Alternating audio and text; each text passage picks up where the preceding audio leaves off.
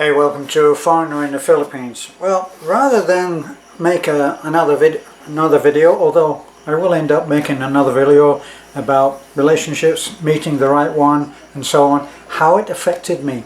No, it's not. There's no silver bullet, you know. Nobody can say, "Oh, well, I did this, so if you do that, everything will be just great."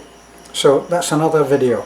But what I thought was one of the biggest issues that anybody has about coming to live in the Philippines is, what's the risk? How wrong can it all go? Can it all go terribly wrong? And the answer is, it can all go terribly wrong wherever you live. There is no safe place ever to live. There's no totally safe place. The only totally safe place is in a box 6 feet under. And not too many people are trying that as a solution to unhappiness. Well, maybe more nowadays in the pandemic than we care to discuss. But look, so let's say that you need some encouragement to risk everything, because that's literally what you are doing when you come here. Especially if you haven't been to the Philippines. I'd been to the Philippines. I'd spent quite a few months here many years ago in the days of Marcos, when it was martial law. I didn't notice it, and it didn't affect me. Didn't seem to affect life in the Philippines. I was in San Fernando, and I travelled around the Philippines without having any difficulty at all. Not quite so many civilian foreigners back then, but anyway, I did okay. I wasn't married to the Filipina at the time, but later we did get married. It didn't work out. Now, I've been through. When you're talking about, well, should I risk everything? It depends what you consider is everything. Now, I've lost everything several times, believe me. I'm a past master at losing everything. The only thing that you don't lose in all of it is the experience, because if you treat it as a lesson, even if it's a lesson hard learned, then you will get something out of it. That's why they call it, when they talk about university, people say, yeah, I went to the university of hard knocks, of life, of how everything will either come together and give you an incredibly successful, wealthy, happy life, or it will kick the guts out of you and leave you with nothing. And between those two places is where most people are. When I decided that I needed to do something, that was what I decided. Well, hell, I need to do something. I wonder why I would do that. Well, I had a broken marriage. Marriage had not worked out.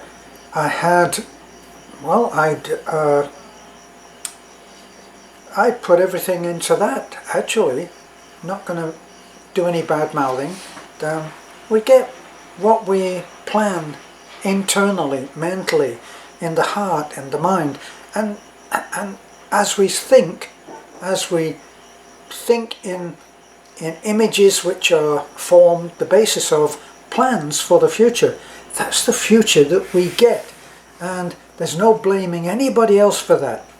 If you constantly think about failure, if you constantly think about how badly it can all go wrong, you will soon find out how badly it can all go wrong. Well, it had all gone pretty well wrong for me when I decided that I would have come. I'd lost my house, so I was about to be homeless. That was in the real estate crash, which was what, 8 or 9, 10 years ago now. I got married. It didn't work out. It was a catastrophe. two people who were probably wonderful for others, not so good for themselves, for each other. So I lost the house, lost the wife, I lost the work because the work just dried up. And just on the kindness of a friend who had a warehouse come art gallery, which was how I knew him, he offered me a place to stay, and I stayed in a warehouse which people in Fort Myers will know very well. What is probably now the old library in Fort Myers. There is a multicolored, well, used to be, haven't heard from him for a while, but there used to be a multicolored warehouse next to the library, and it was owned by an unusual person, Larry. Larry turned out to be my saviour, and I turned out to be very beneficial for him. I went and I did a great deal of work on his place. I remodeled all the kitchen and did a lot of work. It worked out very well for both of us, and he still actually has a lot of my artwork there, because when I was going, what I couldn't get rid of, I gave to Larry and asked him to keep. So he has some favourite pieces of my artwork there, which I would love to be able to have here, and probably never will. So I had no savings, no work, but I did have a pension. I had a pension from the US, as I've explained on many occasions, and I had a very modest, painfully modest pension from the UK. So I had enough to be able to get along. Now, this is possibly the position that you might find yourself in when you consider coming to the Philippines. Now, some people that write to me that I'm in good communication with have not actually been to the Philippines, and they're unable to take the advice that I always give. Come, just get out here and have a look at the place yourself. Everything is done face to face here, so you need to come out and take a chance. If you can, ideal scene would be come out for a month, look around. Don't give everybody your opinion. I always say, a little brutally, I admit, keep your mouth shut and your ears and your eyes open and just look at how things are done. Everything from the terrible driving to the wonderful smiles that you get wherever you go. I went today to pick up some materials from the warehouse, and when I got there I was looking around for some string, because I bought some mouldings which were 12 feet long, put them on the back of the truck, and I was looking around for something to tie on the end of the pieces of moulding. 6 pieces of moulding which were only like this, so they're hanging right out over the top, and I'm looking around for a piece of string and something to tie on there.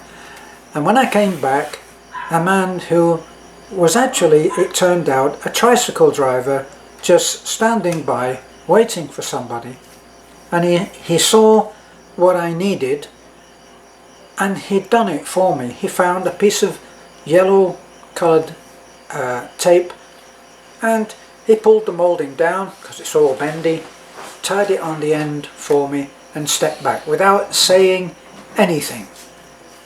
Then I didn't know who he was. I only realised when I got into the truck that he was a tricycle driver. Nothing to do with anything that was going on. But he saw a way in which he could help, and he did. And this is the wonderful thing about being in the Philippines. That's a whole other video, is about how wonderful the people are in the Philippines. And boy, that would take some recounting. But back to you. And you're sitting there, you may be in a much better position than I was. Maybe you have a house.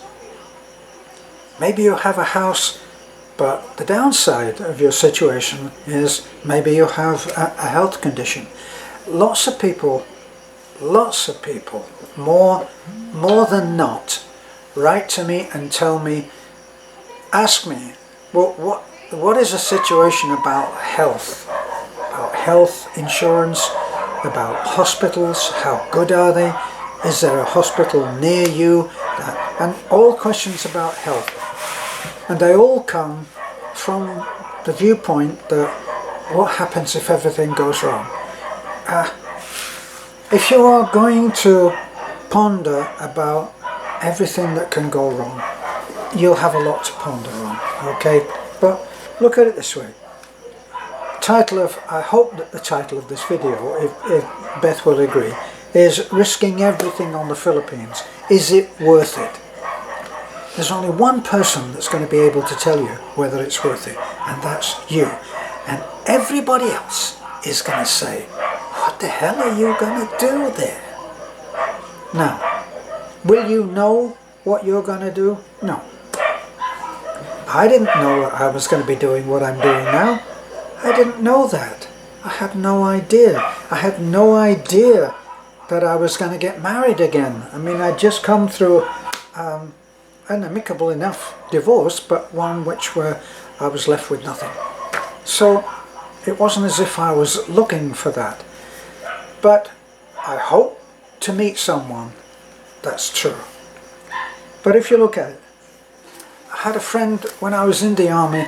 I had a friend that I met at the School of Music, and we both got out of the army. We were in separate regiments, separate bands, but we kept in touch. And Gordon was just a great guy,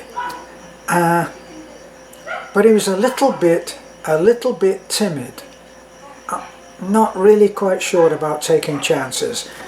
Unfortunately, when it comes to taking chances, I'm the biggest fool that you could meet. I tend to take chances. Well, I was in Manchester, and that was where he lived, and I was about to come back to live in London. Well, I went over to see Gordon, and because I was so enthusiastic about coming to London, to me it just seemed like a great place to be. And I said to him, why don't you come with me? And he decided on the spur of the moment. He quit his job, big decisions. He quit his job. He was living with his parents. He quit his job. He explained to his mum and dad that because we were at that age where you still talk to mum and dad, and I can't even remember whether I had a car at the time, but we made it down to London.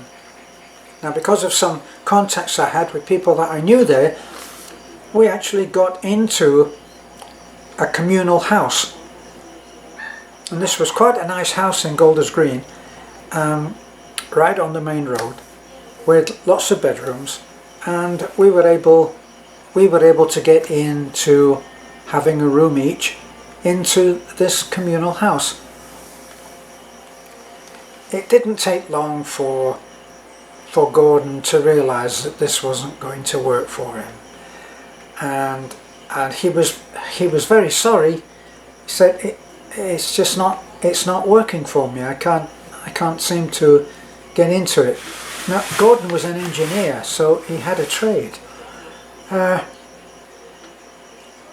he'd quit a job, and he was an extremely likeable guy, a dependable one, so he was able to get on the phone and go back to his job, and he went back to his mum and dad, and he went back to his job.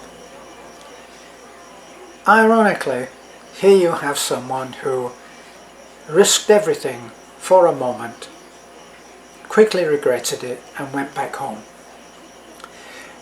I wrote to Gordon a few years later, and I got a letter back from his mum and dad, and they said, sorry to tell you, but our Gordon was lost at sea in the Bay of Biscay, which is, for those of you who don't know, is off the coast of Spain. He went as a merchant seaman, as an engineer, and he was lost overboard in the Bay of Biscay. So he was afraid of losing everything, and he lost everything. So where does that leave you? Back to the Philippines. You know, when you get out here, you just may not like it. I know people who, if they came here, they would hate it. There are people who I would not agree to have as a guest, because they would never stop complaining. I can tell you, because there's a lot to complain about. The friend of a very good friend of ours, Kevin, was thinking about coming out here. The son of our friend Kevin, and Kevin, we never met him. Anthony, we never met him, but he was thinking about coming out here, and I knew that he would not enjoy it. He was a meticulous, efficient man who was called in often to troubleshoot areas which companies were having difficulty with. This is the anecdotal impression I got from my friend Kevin, his father. And he would go in and he would see what was wrong, and he would troubleshoot it and put it right. When he saw us having a tyre changed in the Philippines, he was horrified. He said, "Oh my God, nobody has safety boots on, no helmets, they're not wearing gloves, they're not wearing a mask for blowing out brakes, they're not putting an axle stand under the vehicle that they're changing the wheel on, they're using a hydraulic jack, and there are people in the truck while he's repairing."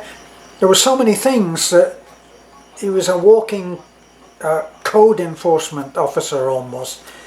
He wouldn't enjoy that. You have to be willing to change a whole mindset that you have, and one of that mindsets might have to be worrying about whether you're going to die the next minute.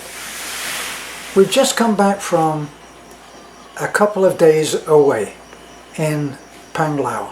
Panglao is an island, a fair-sized island. Well, it's a small island off Bohol, which is only a small island anyway.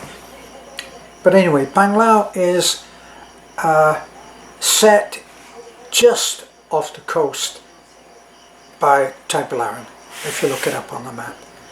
And it's a small island, and it's surrounded by pristine, beautifully clear water, and so it has lots of dive centres off it, and people go there from all over the world and they do their diving there, and it is a paradise. Well, we went to a place called the Cliffside Resort, which turned out to be a little tiny chip on the edge of the cliff overlooking the ocean, and it was beautiful. And there was only a couple of other families there, 2, maybe 3 other families that were there, and it only had room for 13 rooms. There was only 13 rooms anyway, so it was never that crowded. Well, we went there and we had 2 idyllic days. They served beautiful food. It was close to a McDonald's, so we could still be budget minded, and we had a great time, and would love to have had a 3rd night there, but we couldn't. It was going to be too expensive for us. So we came home. When I was on the way home, I said to Beth, I loved it. I loved it. But as always, we're always glad to get home. The Philippines is my home. our home. And that's where we live. People have said to me, so when do you plan to return to America? I have no intention of returning to America. Why? And that's their question. Why not? Because this is my home. I am the most fortunate of men that I have a happy marriage. I'm in with a family that I can live with, and an extended family. My in-laws have accepted me. I accept them. And we work together as a family. Each evening we all have dinner in my mother-in-law's house, and it's a family, and I'm happy here. And as I say, I am most fortunate because I am where I want to be. Will this happen for you? Only you can find out. But if you don't take a chance, how can you ever find out? And the answer is, of course, you cannot. Because if you're not prepared to take a chance, then you've already quit.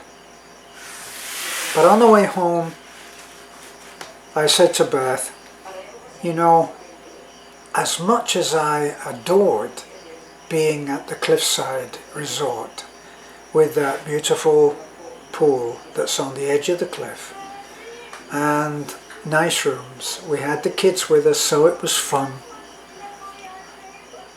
As much as I liked that, I said I would only live probably another 2 years if I stayed there with that kind of life. Now, does that mean that there's anything wrong with that kind of life? No, it doesn't, because other people have that kind of life, going from one resort, one place to another. We have our friends Dean and Mickey. That's another foreigner, Filipina marriage, and they go all over the country. In America, they go everywhere. They have a van that is like a cargo van, from my impression, and they fixed it up so that they can live in it, and they can camp wild. Nobody will know that it's a camper. It's not set up as a camper. It doesn't attract attention, and they go everywhere, and they love it. They go from one fiesta to another, to a national park, to a place, visit relatives, and that's the life that they absolutely adore. And they can come back to a lovely home in Fort Myers with a fabulous view, with sunsets that would put any sunset to shame. And that's their life. Dean is also as fortunate as me, is that he's in the place that he wants to be. Happy marriage and a life that he adores. Neither of us got this by not taking chances. As I said, I'd reached a point where for most Americans I already had nothing. I didn't have a home that I could afford. I was living in one room in what amounted to a warehouse, which I'd fixed up. As long as when you closed the door all you saw was the room, it looked pretty nice. Hot as hell because there was no air conditioning. But I'd made it as good as it could be. But for most people, I was going to be a runaway. Someone actually accused me. They said, "You ran away." Damn right I ran away. Now, my pensions were enough to live on for me and a partner, however that went. Only modestly, but I could do it. So maybe I was not taking such a big a chance, but I only came out here with a couple of $1,000. Now, much is made of that by our haters. Oh yeah, well, he claims he only had $2,000, and all of that. That's true, but it messes up the narrative for a lot of people, because a lot of people would like to be able to say that Beth married me for my money. Sorry, I've got to laugh when I think about that. I didn't have any money. When I got out here, I quickly made a couple of bad decisions. I gave money away to, where I thought that it might help, and very quickly got through the money that I had. That $2,000 didn't actually last long. I lived outside Angeles for a little while. I had a few tries at finding someone that would be good for me. It never worked out. I never ended up meeting anybody. It was a barren time for me on that. I decided once again, with nothing more than just the gut feeling, that I should be moving. And I moved, and I came to live in Cebu. Well, I came first of all for a very short visit of 5 days, and during that 5 days I met Beth. And that one meeting with Beth was enough for me to say to Beth, for Beth and I to agree that there would be no one else until we had seen how far it could go. And the rest you know. We've been married now in March we will have been married for 7 years. Is it perfect? No, but it's not far off it. It's only a few inches this side of perfect, I can tell you. Because I love where I am. I love the life that we've made. We both worked very hard to create the life that we've had. So, what's the chances of you coming out here and having a successful life? Well, for many of you, you're writing to me and telling me, well, I'll have sold my house. And that usually means that whoever's writing to me may well be coming out here with $100,000 or $200,000 times 50. Work it out. You would be coming out here as an extremely wealthy man. My advice in that case is always, you come out here, keep your mouth shut, your eyes and your ears open for at least a month until you find how things work. So, are you risking everything? Will you be the one to say whether this is so? You may be risking more than money. People often talk, all of the motivational speakers tend to talk about getting out of your comfort zone, about you getting out of your comfort zone. Some of the biggest challenges come from the fact that you are getting out of everyone else's comfort zone. You're rocking the boat. Here you are, I'm assuming that you might well be a retired man or on the verge of retirement. Get lots of letters from friends, subscribers who say, the plan is 2 years' time when I retire. So they're looking at 63, 64. Now, are you going to risk everything then? Well, why not? I went 2 or 3 years ago now, maybe 2 years ago, I went to see my son in the UK, and he thought it would be a great idea to go and live in the UK. He said, Dad, if you came to live in the UK, you would just present yourself at the council offices in London and say, I'm here, I just got off the plane and I have nowhere to live. And they would find you an apartment. Not only would they find you an apartment, they would help you to furnish it, to get vital things that you need, the important, necessary things, in order to have a home. And they would help you to do that.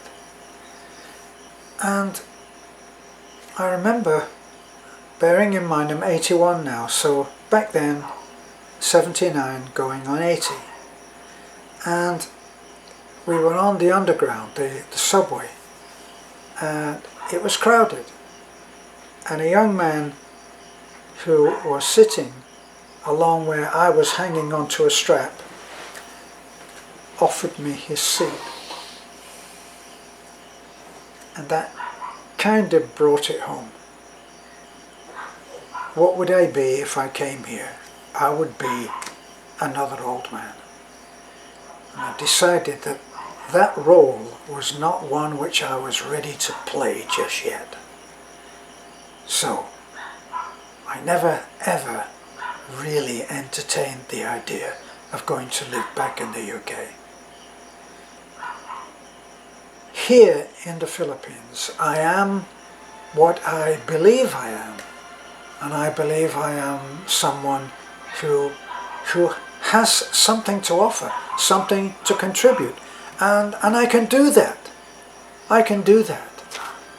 Now, is everybody going to go, wow, this is great, how can we help you to do that? No, they're not.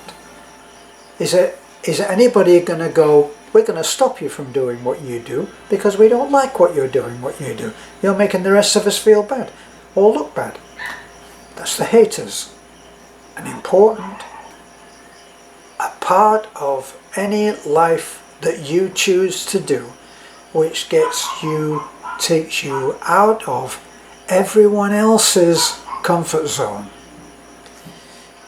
Will your family in whatever country that you are living in, will they welcome what you're going to do? Maybe you'll be lucky. Don't be surprised if they're not happy. But Dad, what are you going to do? What about us? Beth was accused by one of my kids of taking their grandfather away from them, when actually they hardly ever communicated to me, and I wasn't a face on even their Facebook. So here's the deal at the end of the day. Terrible phrase that, at the end of the day. I know someone who always keeps saying to me, well, Terry, at the end of the day, you know. So, but anyway, at the end of the day, you go to bed, you close your eyes to sleep. And when you close your eyes to sleep, you're the only one in there. So, that room, which is the room of your mind, is actually where you live. That's where you live. That's your planning room. That's where you make your plans. That's where you think your thoughts. That's where you foresee the future that could be yours. It's most important. And that room is furnished with your beliefs. And the furnishings, which are your beliefs, are sometimes a bunch of crap, because the furnishings of your beliefs are based on what you have had rammed down your throat for most of your life. Either your mother, your father, your uncle, your auntie, your best friend, your worst friend, your enemy, your pal, have all told you where you should be. They've all explained to you what their place in your place in their comfort zone is. So can you just kind of not make waves? Could you just keep it like it is? And your answer has to be no, I believe. Will you be happy? Nobody knows. Will you be like Gordon? Will you come here, like my friend Gordon? Will you come here and find that you just can't settle and you give up too soon? Will you go away and will you get drowned in the Bay of Biscay? like my dear friend did. Who knows? And no one can know for you. Will you meet someone straight away?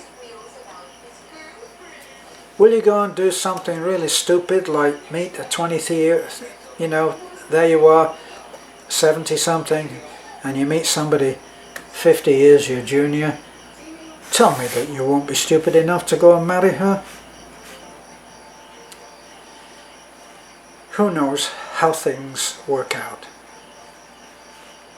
But only you can say, I have a hand in this.